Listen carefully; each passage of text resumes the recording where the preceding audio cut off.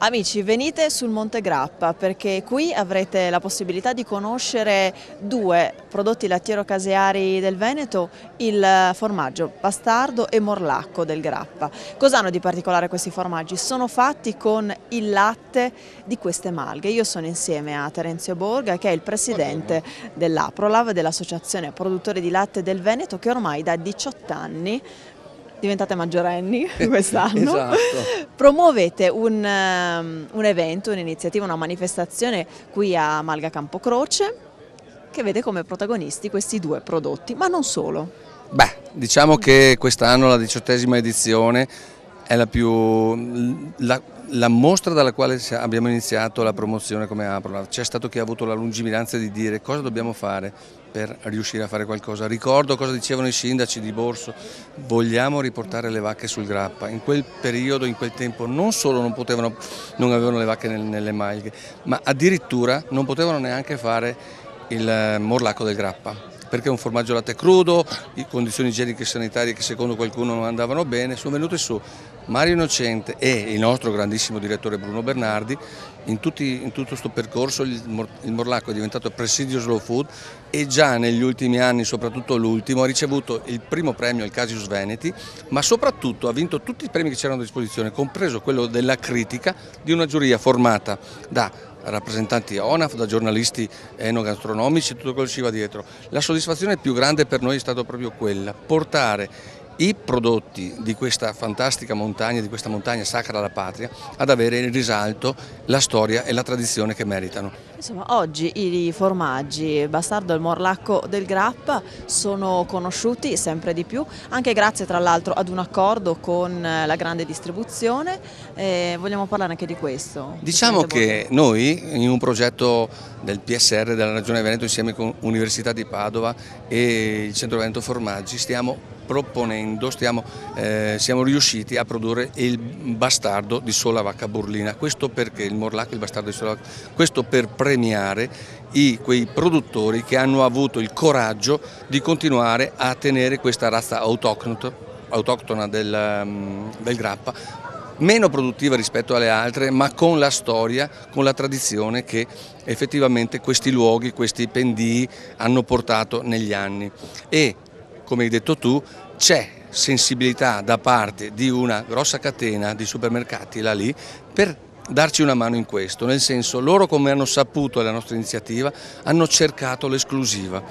È vero quello che dici tu, che la grande distribuzione si sta accorgendo che i prodotti del territorio, i prodotti nostri tipici veneti sono qualcosa di eccezionale e stanno in qualche maniera cercando di inserirli nei loro punti vendita con forza. È l'obiettivo che ci eravamo prefissi: valorizzare i prodotti del Veneto, e ci stiamo riuscendo. Il Casius Veneti quest'anno arriverà alla 10ª edizione, ancora a Villa Emo. Noi siamo qua per fare il lavoro per quale siamo stati delegati. Noi allevatori siamo orgogliosi di far parte di questa catena, di questa filiera che è così importante per il tessuto economico della Regione Veneto. Saremo sempre al fianco di chi vuole fare qualcosa di concreto per salvare quelle che sono le nostre produzioni. E tra le novità di questa 18ª edizione della mostra dei formaggi del Grappa e della montagna veneta c'è un gemellaggio con un altro formaggio di malga, il Bitto, un formaggio che viene dalla Valtellina. Noi siamo insieme al signor Paolo, di cognome? Ciapparelli. Ecco, del consorzio di tutela, immagino. Consorzio Salvaguardia Vitto Storico. Vitto Storico. Allora, che formaggio è il Bitto? Allora, è un formaggio come gli altri, ma ha una caratteristica particolare, che è quella dell'invecchiamento, che è una cosa unica perché è l'unico formaggio conosciuto che può andare ai 10 anni e così. Per cui noi abbiamo puntato tutto su questa caratteristica, non perché era più buono degli altri, che ci sono cose più buone, ma proprio perché era unico, perché è l'unico che può essere invecchiato così. Formaggio di malga, formaggio prodotto, la caratteristica principale è che è a caldo, cioè non si può far raffreddare il latte, va lavorato entro mezz'ora. Grazie. E abbiamo qui il più giovane dei premiati di oggi qui sul Monte Grappa. Vogliamo sapere come ti chiami?